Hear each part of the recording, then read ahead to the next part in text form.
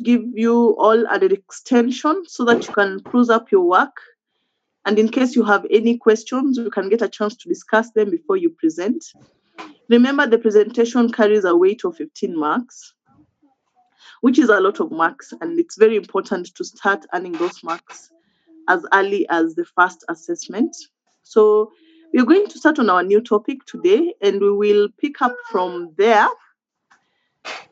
We will stop. We will pick up from where we left off in our previous class. The presentations will be, God willing, next Monday. So let's get started. I hope you're all doing well.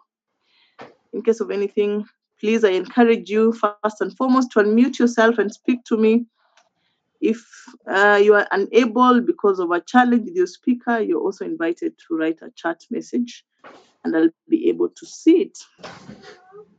So let's get down to work. We are starting on a new topic today. In our previous class, we were looking at the regulations of ICT law, and I gave you a number of readings to undertake. The first reading was, just give me a quick minute, I deal with my daughter here in the background.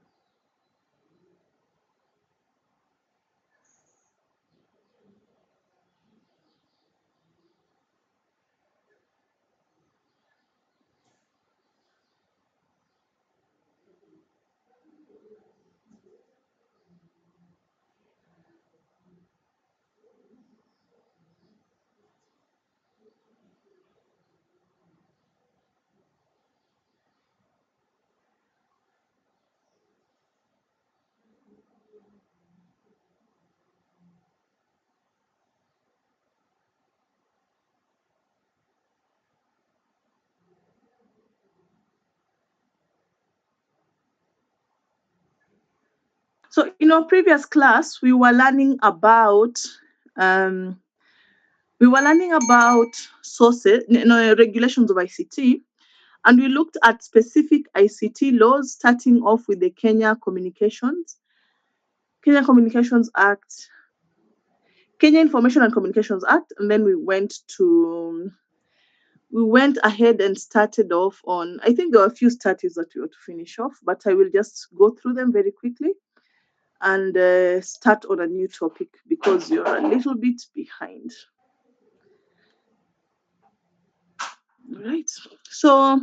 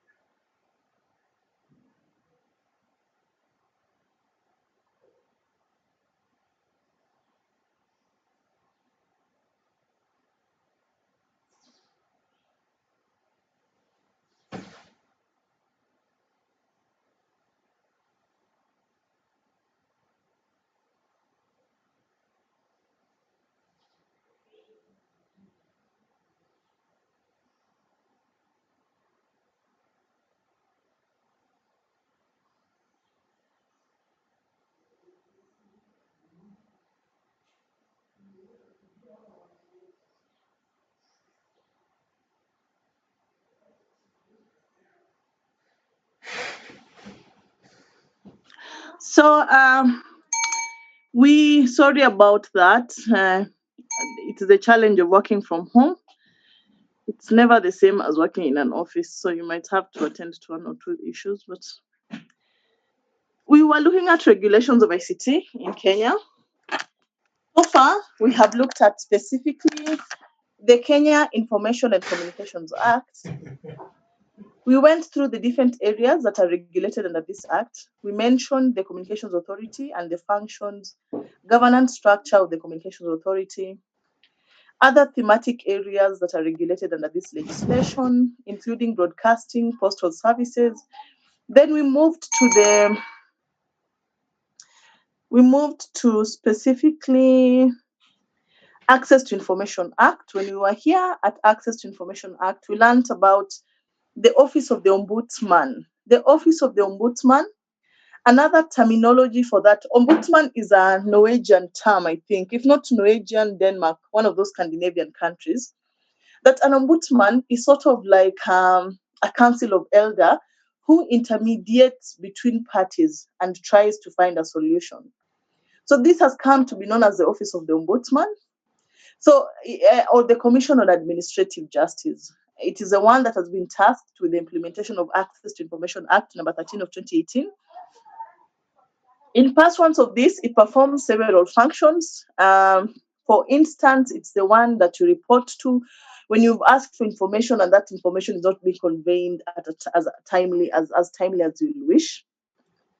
Then that brings us to Computer Misuse and Cybercrimes Act. We mentioned this act. I want to believe we finished discussing it. You can correct me if I'm wrong. So this is the main legislation that was enacted by Parliament to regulate arresting of criminal offences committed through a computer system. So it did create many offences. Most of these offences were really very broadly described. Unfortunately, as we saw in our previous class, the court threw out the application that was made to declare some of these provisions unconstitutional. So the law as we are today stands by virtue of the order that was given by the court in early February this year. But clearly the law has so many impediments. It can be used as an abuse of process. And I think that is a matter that is subject to appeal currently. So it's a decision that has gone to the Court of Appeal, and the Court of Appeal is the one that will rule finally on the constitutionality of this law. We went through it. Please read up. Go and read about the offences, the highlights. You have all the materials on your e-learning. And that brought to an end what we covered under regulations of ICT in Kenya. I also gave you a task to read the Data Protection Act. I've already put for you a summary of that act, a legal analysis that is done by a law firm known as Anjawala Kana. I've put it up on e-learning for your reading, and I hope that some of you have already taken the moment to go through these readings and understand the gist of the Data Protection Act. I was just seeing today that the data commissioner, the first data commissioner in Kenya, data commissioner in Kenya, was being interrogated by Parliament so that their suitability to hold the position can be assessed by Parliament. And very soon we'll have one a data commissioner in place. So it's important for you to follow these discussions, to be aware that the right of privacy, as enshrined under Article 33 of the Kenyan Constitution, is now even buttressed and strengthened by the adoption of the Data Protection Act that came into force just this year. It is an act that is long overdue. In the interest of time, we cannot learn everything in class.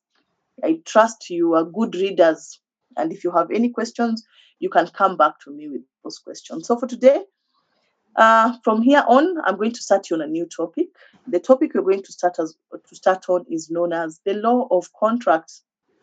So the law of contract is an important topic in commercial law. Contract is at the heart of commerce. Given the kind of economy that we find ourselves in, and this is the kind of economy that we have critiqued, let me move closer. So you'll find that Our current economy has been the subject of criticism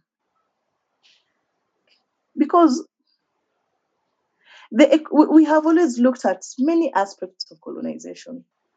We have looked at political governance. Yes, we have political independence. Now we elect our leaders without any influence from another state. But do we have economic independence?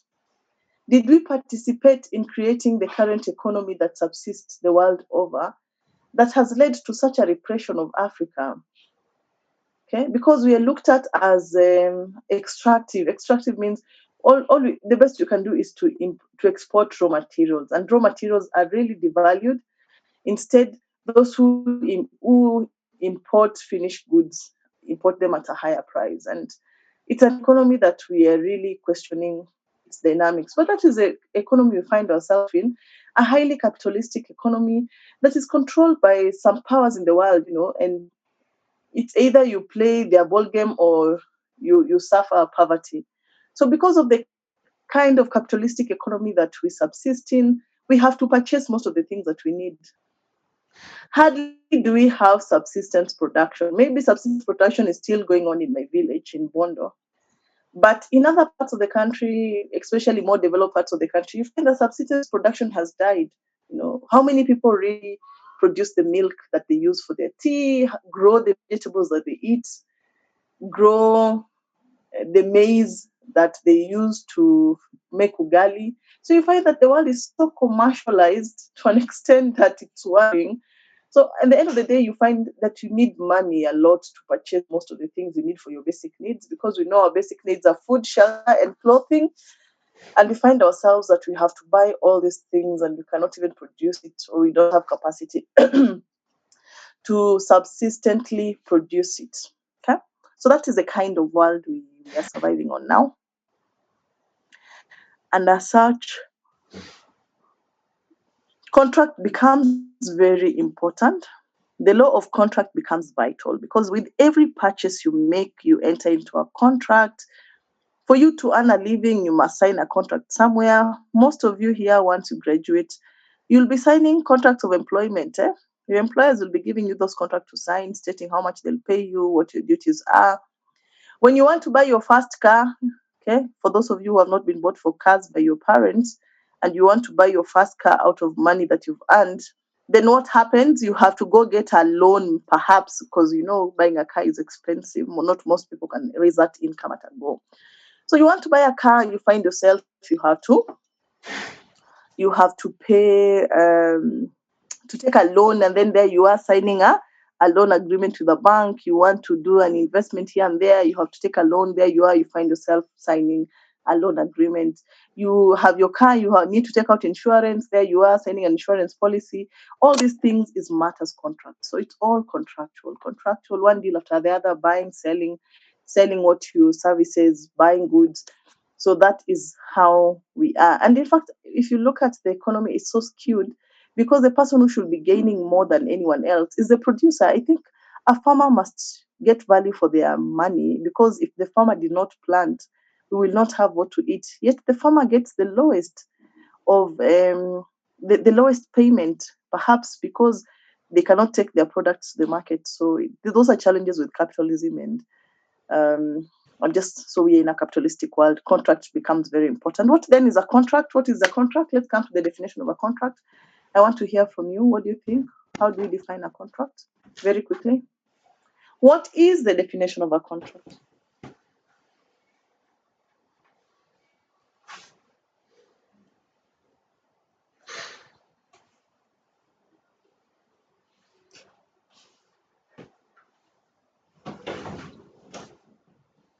Hey, if you decide you don't want to participate in class, I will end the class now and I will allow you to go away, please. You think you're here studying for me? You're studying for yourselves, please. Can you participate? Unmute yourself and speak. If you don't want to participate, you can meet in the exam.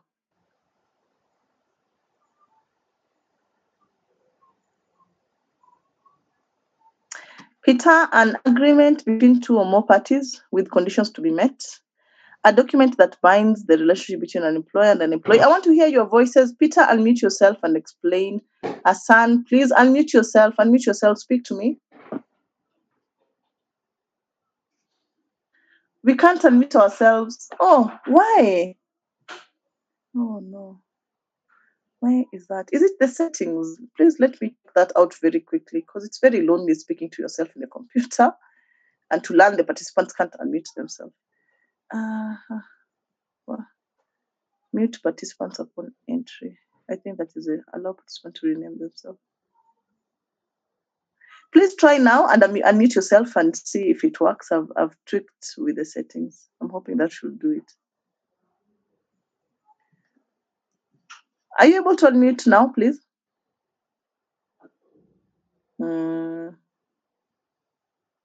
Nope, we can't. Still can't. Oh, how convenient. Oh, Hassan, please talk to me. Hassan?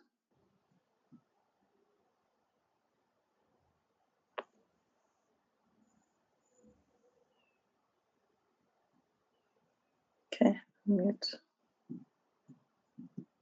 Unmute. Even me, I can't unmute you. Okay, so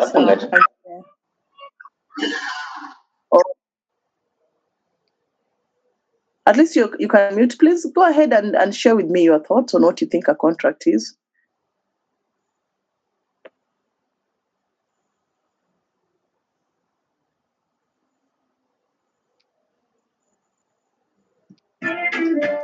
Who am I to tamper in the plans of the Lord? No, for real, no, I can do it. That's election.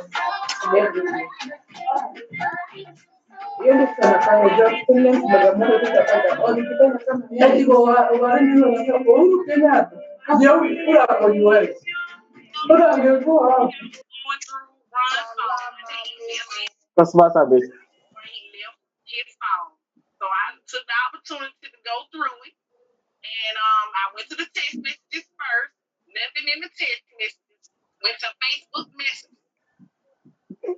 Oh dear. Hey, the things you're doing in the background, this online learning, oh my God, help us. Oh my dear, that we can find a chance to go back to class, because I wonder whether we are learning at all. If I unmute all of you, the kind of noises I hear, music, a movie, a Chinese movie. I don't know if someone watching Jackie Chan or something. Anyway, with God's blessing, we will make it to physical campus. We are reopening the campus and we'll be able to meet physically. I can't wait for that. If online learning continues, anyway, the exams and the exams are also online. So the exams are the ones that should never be online, so that you can see how you answer them. If you answer the exams well and good, and you do it, and it's of course in a secure way, and integrity is upheld. Now that you can unmute yourself, Sichangi, Makolela Sichangi, please tell me, how do we define a contract? Sichangi?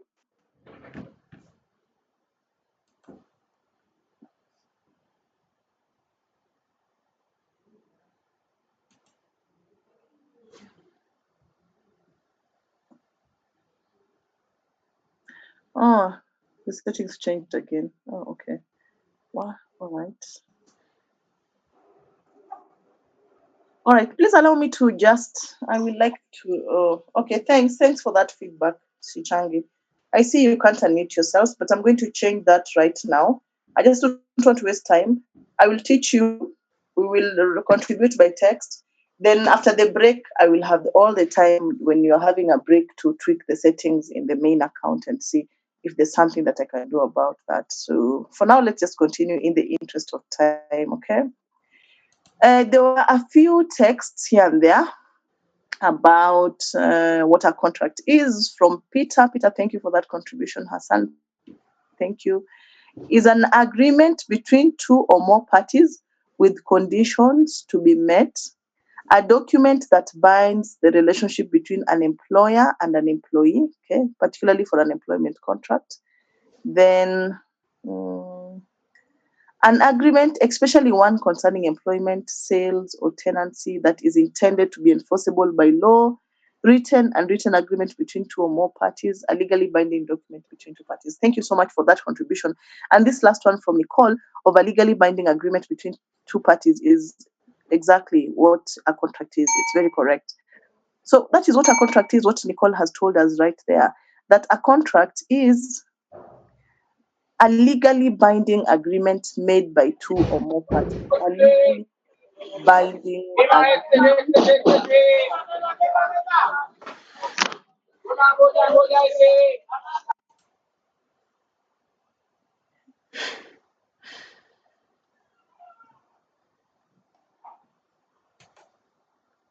Let me look for. How come there are people who can unmute themselves? There are others who can't. Anyway, I'll look into that. Okay. There are some of you who have joined in as guests. If you have joined in as a guest without using your formal account for Strathmore, I think that is when you cannot unmute yourself. But if you've joined in with your account, someone like Sichangi here, I trust they should be able to unmute themselves, but I will look into it. I don't want to waste time interrogating that. A legally binding agreement between two or more parties. That's what a contract is. A legally binding agreement between two or more parties. So it is an agreement that has a special characteristic to it. The special characteristic it has is that it is legally binding. Another way of defining a contract is a promise or a set of promises, a breach of which the law provides a remedy, and the performance of which the law recognizes as an obligation. So a contract is you're exchanging promises. A promise, a set of promises. If you breach this kind of promise, what does the law do? It provides a remedy because this promise is enforceable. The performance of this promise is regarded as a legal obligation. Why? Because it has the force of law. It is legally binding. So the key word in defining a contract, now what have I done? The key word in defining a contract is legally binding. That is a key word when you're defining a contract. You don't want to miss out on this phrase, a legally binding agreement. So a contract is a legally binding agreement. And because it's legally binding, if it is a promise, if you breach the promise, the law provides a remedy. And the performance of that promise is recognized under the law as an obligation. So it creates an obligation that carries the force of law. The genesis of a contract is an agreement between the parties. Genesis means the beginning. So the beginning, the start, the origin of a contract is an agreement. So it all starts with an agreement between the parties. So the genesis of a contract is an agreement between the parties. And another way of saying legally binding is to use the term enforceable. So we can say that a contract is a contract is an enforceable agreement. A contract is an enforceable agreement. Okay? So that's another way of saying it, an enforceable agreement. So the enforceable agreement means the same thing as legally binding, which brings us to the phrase, however, whereas all contracts are agreements, all agreements are not contracts. What do we mean by this phrase? What do you mean by whereas all contracts are agreements, all agreements are not contracts? Take a minute, think about that phrase. Let's discuss it, but now you can't unmute yourself, oh my dear. Okay. My internet is unstable. I hope my is charging. So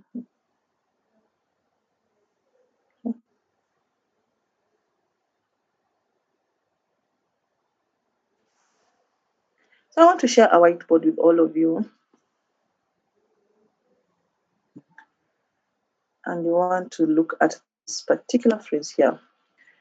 Whereas all contracts are agreements, all agreements are not contracts. What do you understand by this phrase? What is your understanding of this particular phrase? We've started off by defining a contract. I hope you've gotten the definition.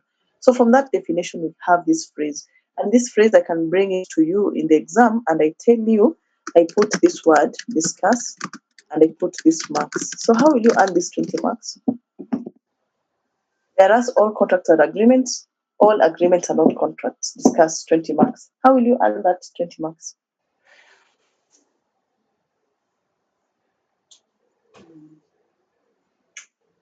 pata pasi yako tumalizane na story moja. Tumalizane na story moja. And then the next. This is for you. Mbona? Nataka tu ukue bila bila stress. Mimi amsho hauna. So wewe shika hapa. Wacha kujipea pressure nyingi sawa. Tena kuonyesha mimi nifanye wa kwanza sawa. Cyril Kinuthia, kindly answer the question. Whereas all contracts are agreements, all agreements are not contracts.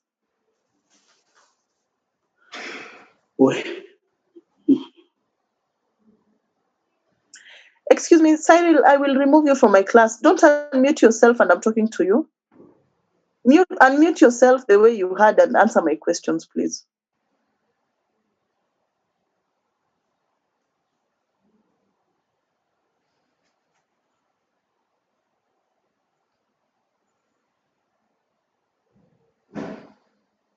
Cyril Kinuthia, here you are. Please answer my question.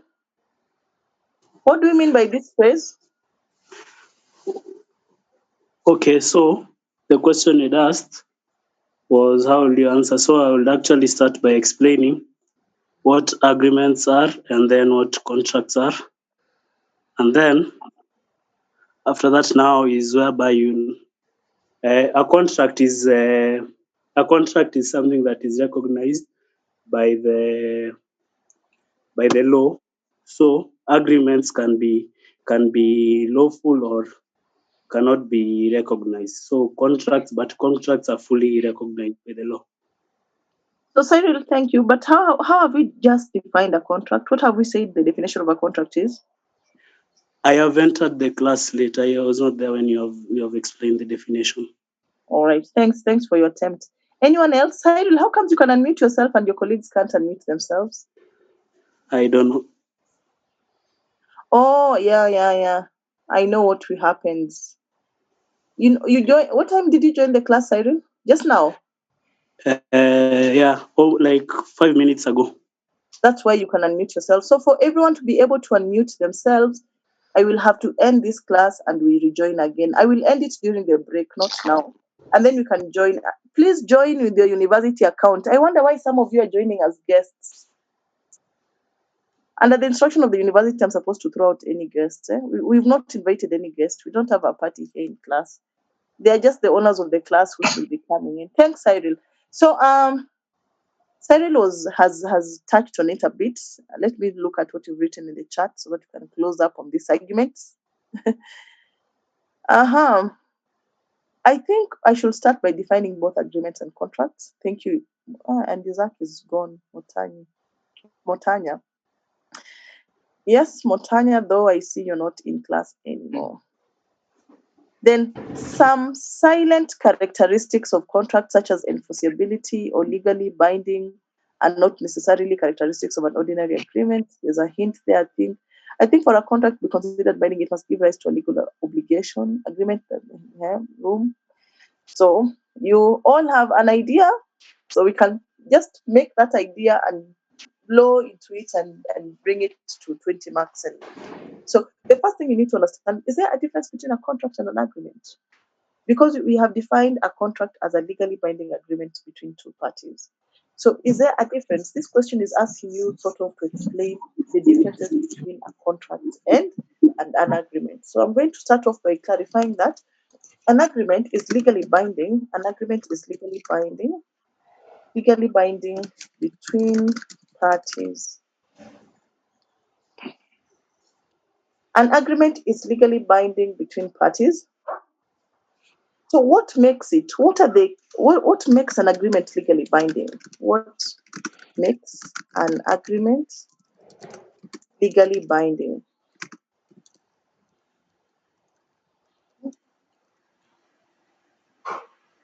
A contract becomes legally binding because of some special element it has under the law.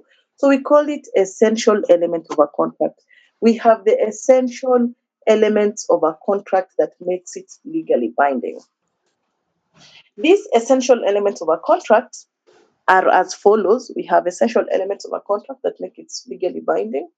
It's just the same way when you're making ugali. There's some ingredients that you must have for you to make ugali. You must have water, you must have maize flour, and at least you must have a source of heat so that you can heat up the water to the boiling point and you can stir in your maize flour until it's done. So legally binding between parties. So what makes an agreement legally binding? The first thing that makes an agreement legally binding is an offer. We have 4 elements. We call them the 4 essential elements of our contract.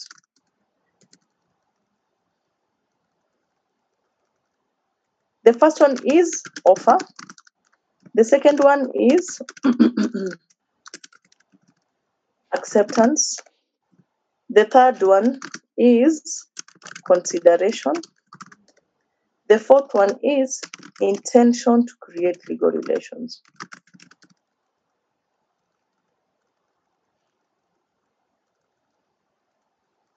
So those are the 4 essential elements of a contract. Whenever there are these 4 elements, we have a legally enforceable agreement, which we also call a contract. What about an agreement? What is an agreement? An agreement simply is a point of consensus. An agreement is a point of consensus between the parties when they are in mutual understanding. We can define, I really like the definition as given by one of the students in the morning. An agreement to mean mutual understanding between the parties, mutual understanding, reaching of consensus. Another way of putting it is to reach consensus. When parties have reached consensus, we say they're in agreement. So whenever you reach consensus, it does not become legally binding. It has to have certain additional elements for it to be legally binding. So strictly speaking, under the law, an agreement is made up of only 2 elements. An agreement is made up of number 1, an offer, number 2, acceptance. So an agreement is made up of only these 2 elements, an offer and an acceptance.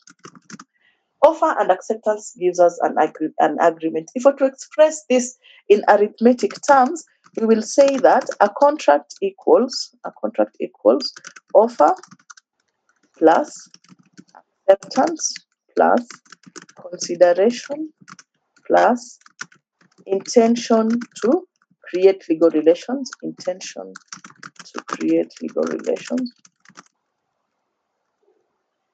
Then, that is a contract. An agreement equals to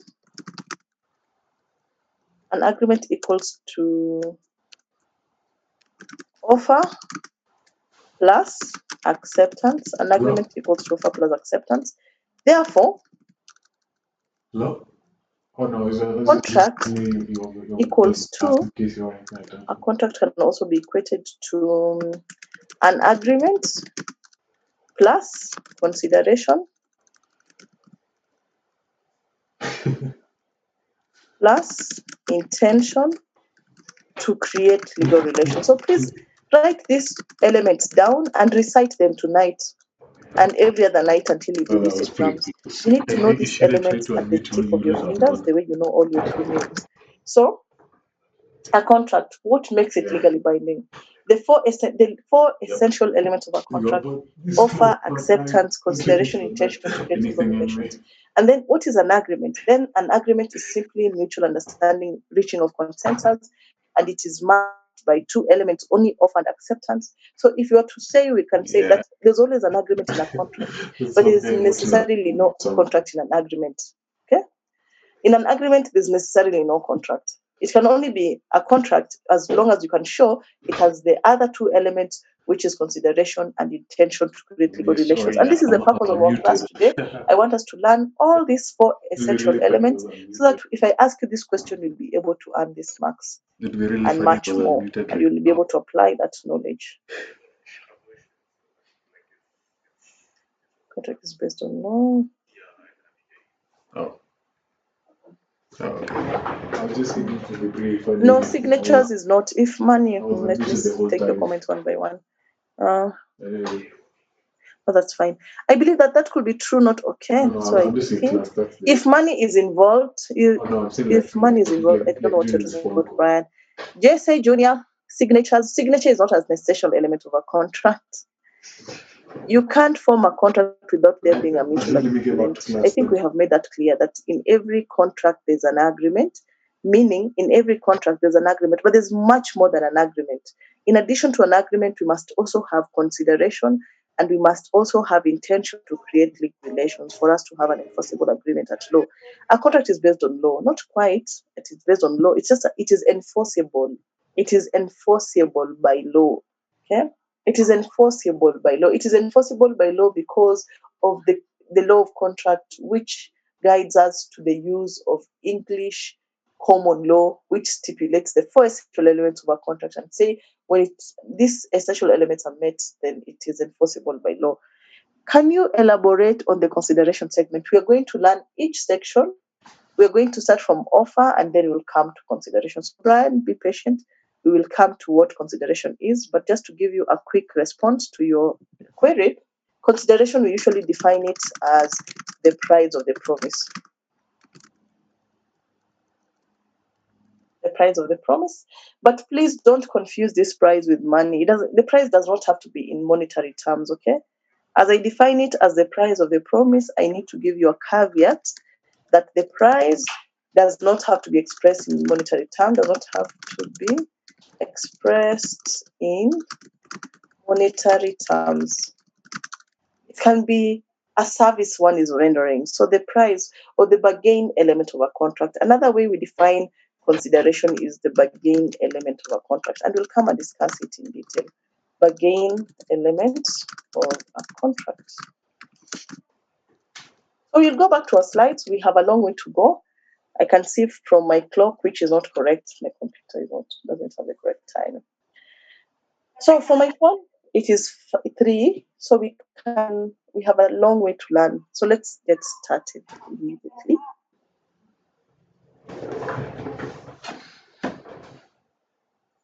Oh yeah, Julie, it is possible for parties to have a contract without a signature. What is the purpose of a signature? A signature is not really an essential element. It happens in a written contract. First and foremost, contracts can come in various forms. We can have an oral contract. An oral contract obviously does not need a signature. Then we can have a written contract. A written contract will only require a signature depending on the form. Okay? We can have a written contract between us even without having formally signed the document. I know the act of signing a document shows that you have read it and you're accepting its terms and its conditions. So that is fine. And it is always safer to have someone execute a contract to show that they accept the terms of it. But I can also tell you, if, for example, I'm making a contract with you, Julie, and you're very far from me, you're in the US, I'm in Kenya, and then I can tell you to manifest your acceptance, please send me this document. So there are many ways people can show they have consented to an agreement apart from signature. Signature was very traditional. However, there are specific agreements where signatures are still mandatory, which you call execution. So the part of signing the document will come under what we call formalities of a contract. Those are just formal legal requirements for a written contract to be binding. Okay. So let's get started then. Back to our slides. I'll stop sharing this and share my screen.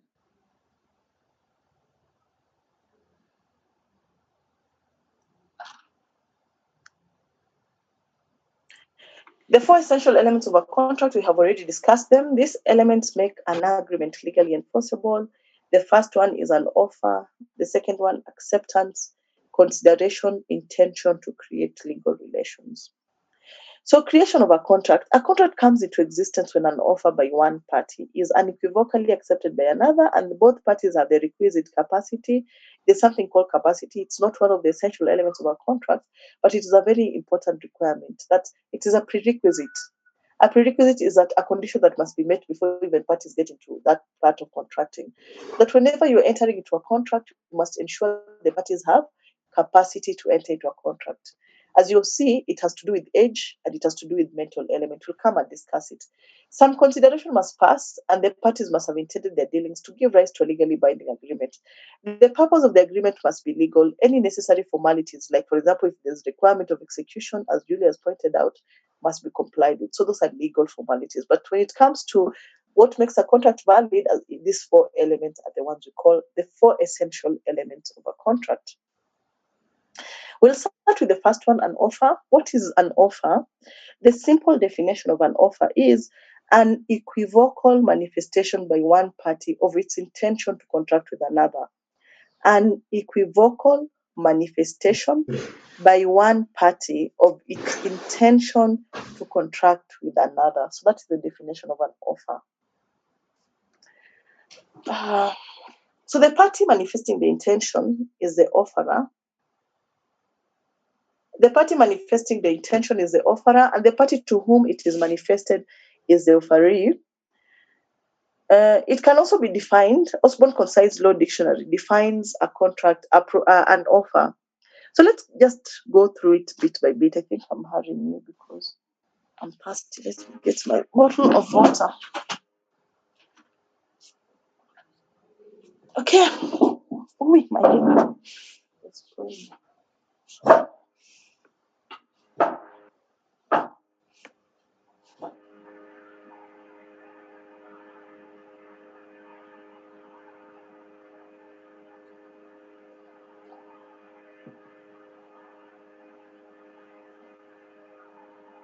So an offer, what is an offer?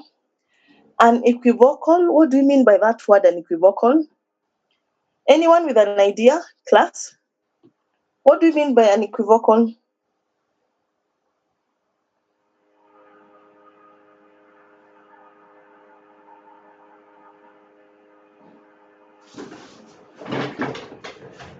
What does the word unequivocal mean? Unambiguous. Unambiguous, thank you. Undisputable, thank you so much. So that is correct, leaving no doubt. Okay, all those contributions are correct. Different ways of saying or giving meaning to those words. Unequivocal, certain and definite. A certain and a definite. Certain and definite. Certain and definite. Manifestation. I've not spelled my definite correctly. So a certain and a definite manifestation. So that's what an offer is. And an equivocal. You have to be at that point where you are very clear on what you want. You should not be that point of decision making. That is not an offer.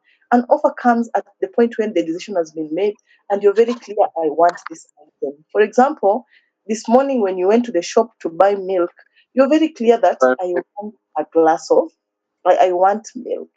And you're able to pinpoint the quantity you want. Give me one packet of milk, and give me Ilara, give me whatever milk brands there are. So you are clear, you're very clear, a clear manifestation by one party of its intention to contract with another party.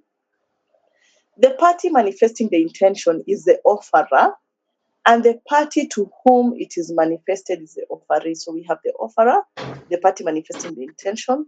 The party to whom it is manifested is the offeree. It has also been defined in Osborne Concise Law Dictionary as a promise which, when accepted, constitutes an agreement. So that's another way of defining an offer. It is a promise. When this promise is accepted, yeah.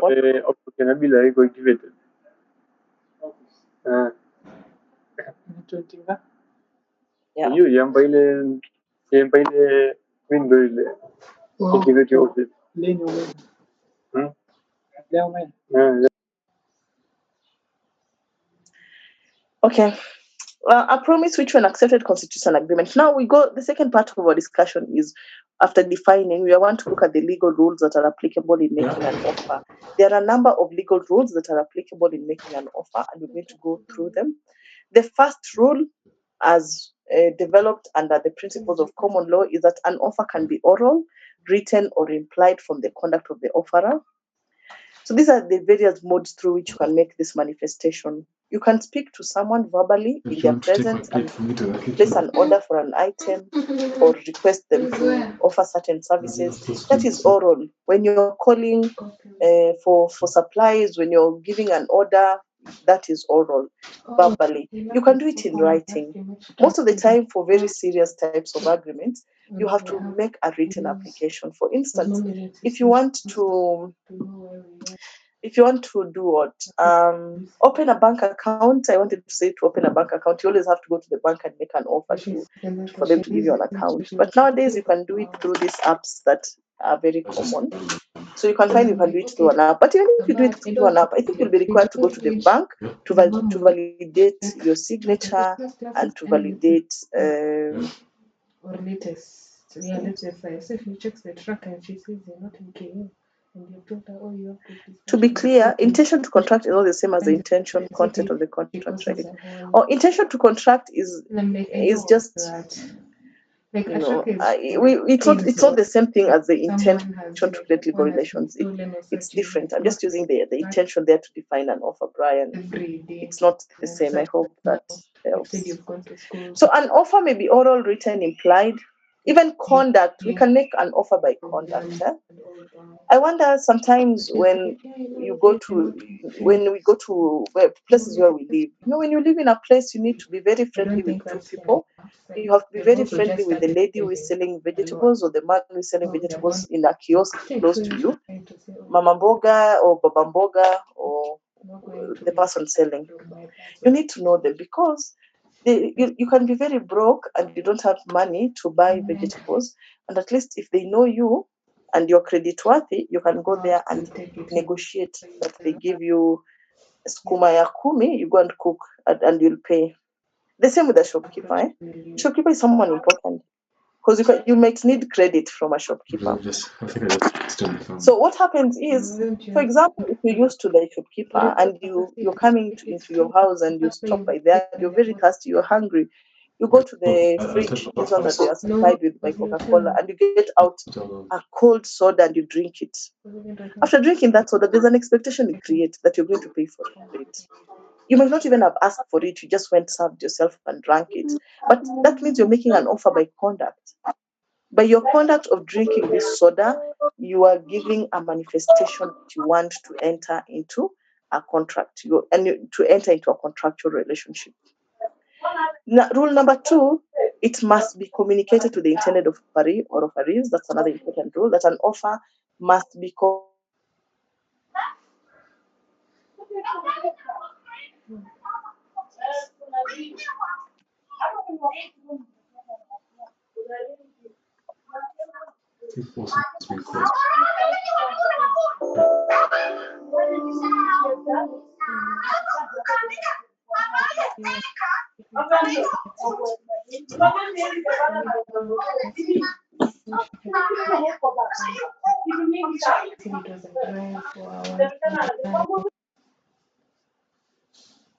So she says, okay, forget about the because someone drive for 4 hours and not see over yet.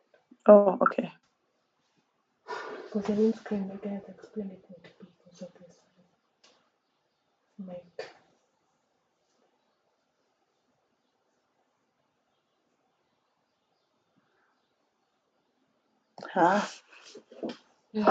Now, all of you are able to unmute yourselves. I have given you the right to unmute yourself.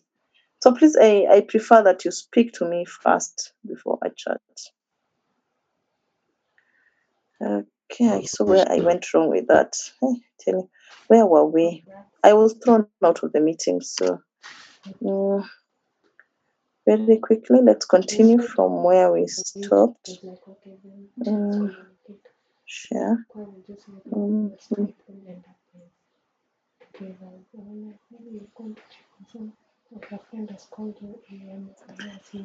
An offer must be communicated to the intended offeree or offerees. That is important. An offer must be clear and definite. That goes to the definition of an offer as an equivocal manifestation to enter into a contract or of intention to enter into a contract. So an offer must be clear and definite. You have to be exact on what you want. You should not be at that stage when you're still second guessing yourself. It has to be clear what you want to do. So it must be certain and free from vagueness and ambiguity. An offer may be conditional or absolute. When you're making an offer, you can put conditions to it. You can say, for example, some of you, when you applied 4 years later, you're now 4 years older than when you came to the university. It's interesting how someone grows older. You just find age slipping in, and you're growing older. You're no longer a teenager. I don't think we have a teenager in this class. One of the main reasons I always enjoy teaching my FIT classes is because of I'm dealing with mature students. I'm not dealing with first years. Most of the classes I teach in the university, I have to teach it to first years. Although there's also a beauty of teaching first years, because first years are always they're always very respectful, they're very courteous. Fourth years, I don't know. Fourth years sometimes think they are I don't know, maybe mazoea, familiarity. Once you're familiar with your lecturers, some of you don't treat them with the same respect, and some of you don't do what? Don't. So maybe you might not treat them with the same respect. What else might you miss out on? I think just that, familiarity. You come to class late, like a first year class. When a class starts at 2:15, in fact, you should be in that class by 2 because they'll be there on time. A fourth year class, even if you're there by 2:30, you find 2 or 3 students. So there's always that. But the beauty about teaching fourth years is that experience of learning, and of course, you get these concepts much more quickly. Conditional. So I was just thinking about 4 years ago, or 2 or 3 years, when most of you are applying for your admission to start your undergraduate, and when you're going to graduate. So when you made that offer, you might have been given a condition that we are giving you a conditional admission as long as you provide certain documentation that is allowed by the law. You can be given a conditional offer, so that before you accept that offer, you have to fulfill that condition. The condition might have been you only have your final transcripts, but you don't have your degree, you don't have your KCSE certificate. So maybe you're being admitted on condition that you provide a copy of your degree certificate, and you'll have attained a certain grade that will allow you to enter into the program that you're pursuing now.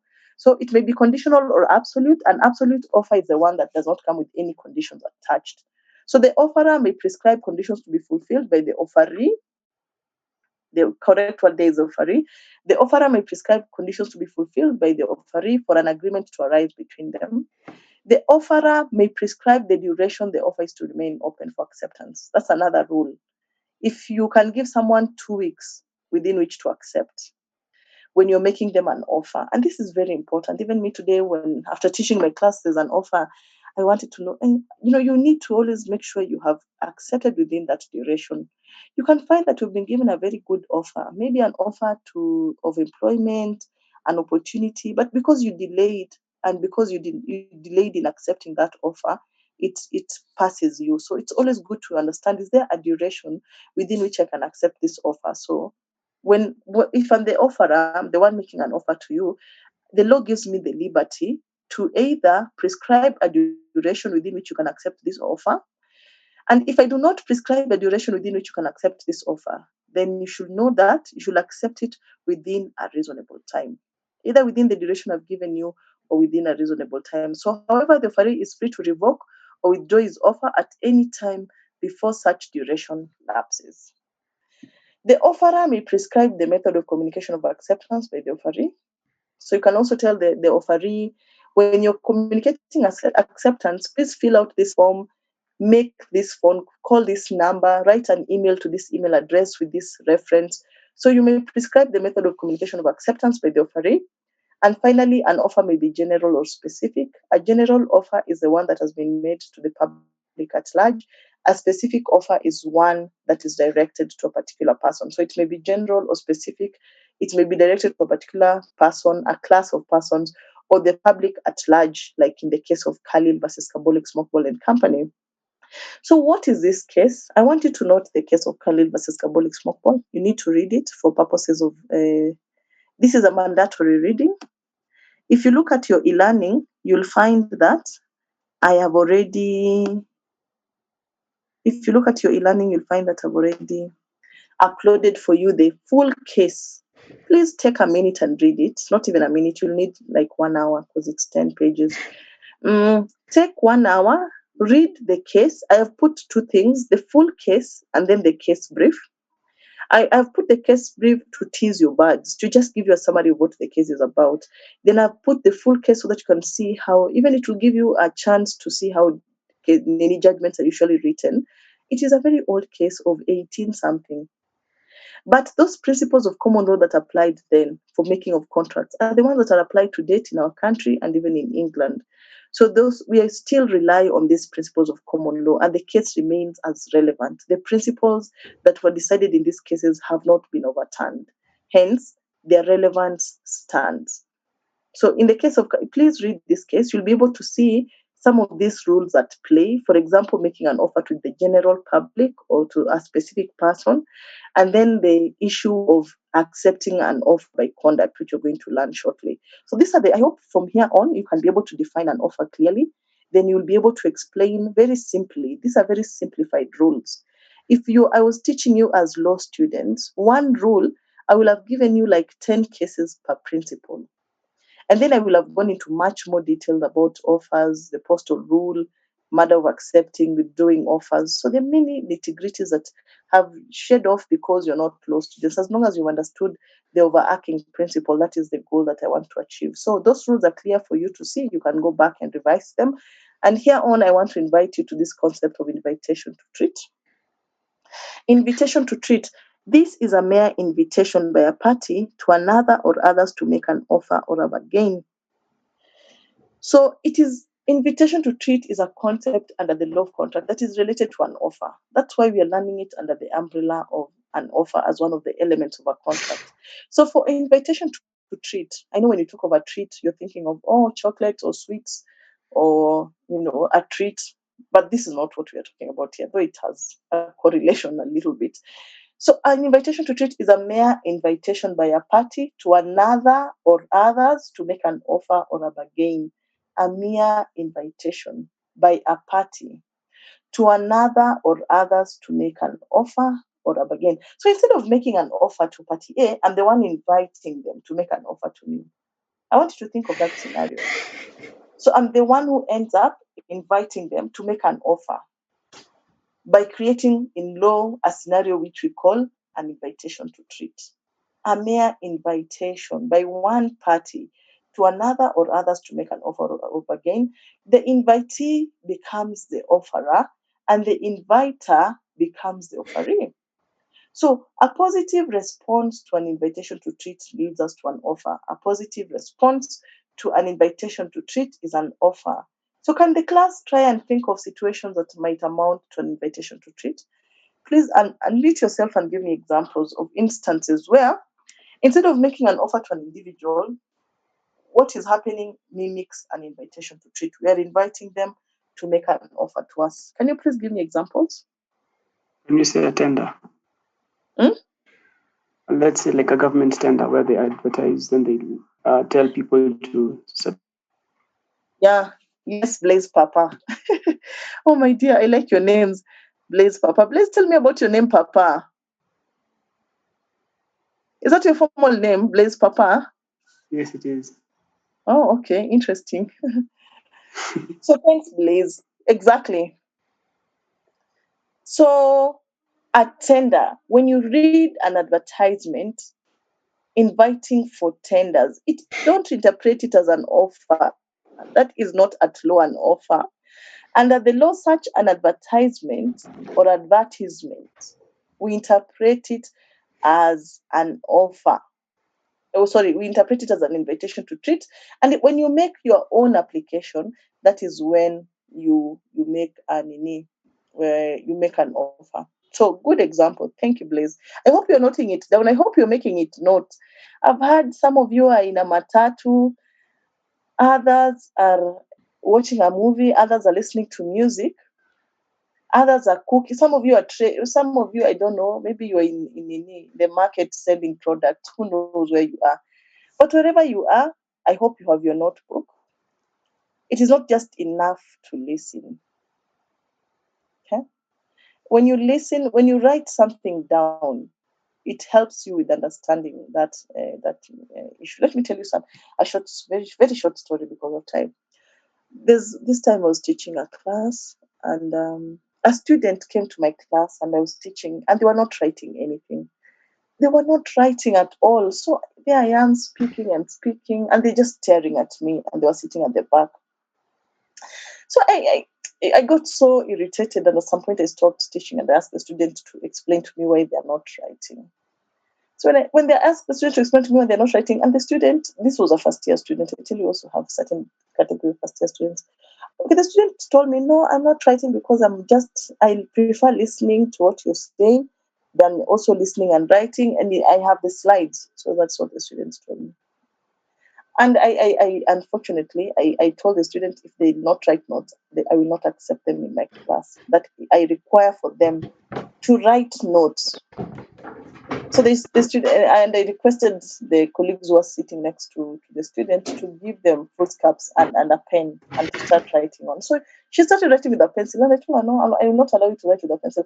Write with a biro. Of course, she went and reported me for harassing her in class and forcing her to write notes, which is very okay. That if you she went to the administration and said that I'm harassing her and forcing her to write notes in class, yet she has the slides. I gave her a book to read. I went and pulled out a book in the library and I gave her to read so that she can understand the importance of writing. Okay? Of course, it was just it was not a big issue, but this needed to help her understand why I was making her do that. So in that book, it's about writing. No matter how much you listen, it's very interesting. No matter how much you listen, even when you listen to a song 100 times, you might not be able to sing the lyrics on your own. But it's very different when you listen to the song and you look at the written lyrics. The imprint it creates on your mind is much more entrenched because our mind has two forms of memory. We have the long-term memory and the short-term memory. So whatever we listen to at first instance is stored in the short-term memory. At the time we are listening to it, we really get it and we really understand it. But in the next 2 days, we will not even remember what it was. We'll be asking ourselves, what was that? Was it a contract? What is a contract? So when you write, it helps you understand better. So please don't think that online learning is about you go about your business and logging in. Try and write, and you'll be able to understand. So in your notebook, I hope you've written that example that Papa has given us. Tender, an advertisement for tenders or an advertisement calling for tender applications is simply an invitation to treat. When you respond to that advertisement and you apply, that is when you're making an offer. Okay? In addition to that, advertisement or sale by auction. We have seen them in the newspaper. Cars or household items being auctioned. Some may have reserve price, some may not. Others are calling for private bids. Others are calling for, in fact, you can find an advertisement for a property calling for a private bid. I remember reading an advertisement that left me in wishing I had the money. So I was reading an advertisement inviting for private bids on a piece of land. It was it an acre of land or a quarter acre or 1 acre? I think it was 1 acre, if not 1 acre, 1.5. I can't remember the size of the land. But what I do remember is the amount. Okay? The reserve price, the land was in Mutaiga. The piece of land that was being sold was in Mutaiga. And the reserve price for that piece of land was 300 million. That is the reserve price. And they were inviting for private bids. And they have said there in the advertisement that the reserve price is 300 million. So I'm wondering, wow, how do you start bidding for such an expensive piece of land? Do you put your bid at 500 million, or because I felt it was such a high amount for the size of piece of land? But that's the kind of advertisements we read on sale by auction. So when you put in your private bid, and remember when you're putting in your private bid, they're also charging you that you're going to pay a non-refundable fee of maybe 25,000. I think so that they can ensure you're a serious bidder.